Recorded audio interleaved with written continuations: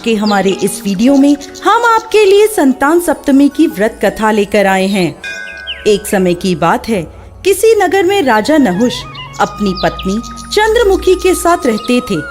रानी चंद्रमुखी संतान न होने के कारण बहुत दुखी थी। उसी नगर में एक ब्राह्मण विष्णुगुप्त अपनी पत्नी भद्रमुखी के साथ रहता था। रानी और ब्राह्मणी दोनों में गहरी मित्रता थी। एक दिन वो दोनों सरयू नदी के किनारे गईं, तो वहाँ उन्होंने कुछ महिलाओं को देखा जो सरयू नदी के किनारे एक पेड़ के नीचे भोलेनाथ और माता पार्वती की मूर्ति स्थापित कर उनकी पूजा अर्चना कर रही थीं। उन्होंने उन महिलाओं से पूछा, ये तुम क्या कर रही हो? तब उन महिलाओं ने संतान सप्तमी के व्रत की महिमा रानी और ब्राह्मणी को बता दी। उन दोनों ने यह व्रत करने का संकल्प लिया और अपने घर वापस आ गईं। तब से ब्राह्मणी लगातार संतान सप्तमी का व्रत करती रही, परंतु रानी चंद्रमुखी कभी व्रत करती तो कभी वह व्रत करना भूल जाती। कुछ समय बाद उन दोनों की मृत्यु हो गई। अगले जन्म में रानी ने बंदरिया की और ब्राह्मणी ने मुर्गी की योनि में जन्म लिया। ब्राह्मणी को तब भी संतान सप्तमी के व्रत की महिमा याद रही और वह लगातार भोलेनाथ और माता पार्वती की मन ही मन उपासना करती रही और व्रत करती रही। वहीं बंदरिया के रूप में रानी को अब भी कुछ याद नहीं था। कुछ समय बाद उन दोनों ने ये योनि भी त्याग दी। अब अपने अगले जन्म में ब्राह्मणी ने फिर से एक ब्राह्मण की कन्या के रूप में जन्म लिया। सर्वगुण संपन्न और रूपवान ब्राह्मण की कन्या का विवाह गोकुल निवासी अग्निभील नामक ब्राह्मण से हुआ। वहीं दूसरी ओर रानी ने राजा के यहाँ राजकुमारी के रूप में जन्म लिया, जिसका विवाह राजा पृथ्वीराज से हुआ। भोलेनाथ और माता पार्वती के आशीर्वाद से ब्राह्मणी को 8 कर्मनिष्ठ पुत्रों की प्राप्ति हुई। वहीं दूसरी ओर रानी को बहुत समय तक कोई संतान नहीं हुई। ब्राह्मणी को अपने इस जन्म में भी संतान सप्तमी के व्रत का स्मरण रहा और वह लगातार यह व्रत करती रही।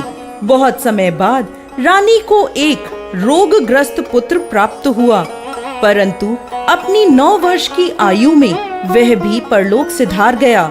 अब रानी पुत्र के वियोग में तड़पने लगी। यह समाचार प्राप्त होने पर ब्राह्मणी अपने 8 पुत्रों के साथ रानी से मिलने उसके महल गई। वहां ब्राह्मणी के 8 पुत्रों को देखकर रानी को बहुत ईर्ष्या हुई। उसने उन्हें मारने की योजना बनाई।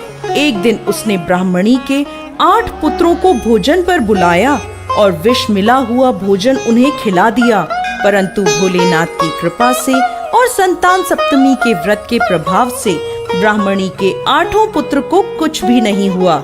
ये देखकर रानी ईर्ष्या की अग्नि में और भी जलने लगी और उसने सिपाहियों से कहकर ब्राह्मणी के 8 पुत्रों को यमुना नदी में फिकवा दिया, परंतु इस बार भी भोलेनाथ की कृपा से ब्राह्मणी के 8 पुत्र जीवित बच गए। इसी प्रकार कई प्रयासों के बाद भी जब रानी ब्राह्मणी के पुत्रों को नहीं मार सकी, तब वह ब्राह्मणी के पास गई और उससे क्षमा मांगते हुए सारी बात ब्राह्मणी को बता दी और पूछने लगी, तुमने ऐसा कौन सा व्रत, उपवास, दान पुण्य आदि किया है जिसके प्रभाव से तुम्हारे पुत्रों को दीर्घ आयु प्राप्त है?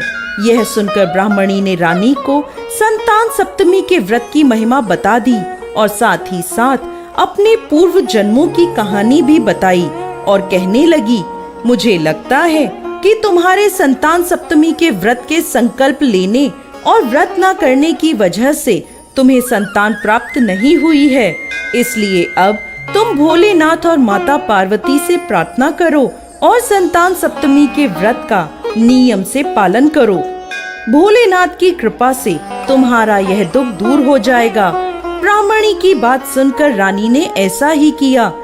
व्रत के प्रभाव से भोलेनाथ और माता पार्वती के आशीर्वाद से रानी को संतान सुख प्राप्त हुआ। उसे एक पुत्र रत्न की प्राप्ति हुई और रानी ने सर्व सुखों को प्राप्त किया। हे भोलेनाथ, माता पार्वती, इस कथा को कहते, सुनते और होकार भरते सब पर कृपा करना। कहानी अधूरी हो तो पूरी करना, पूरी हो तो मान करना। जय भोलेनाथ, जय माता पार्वती।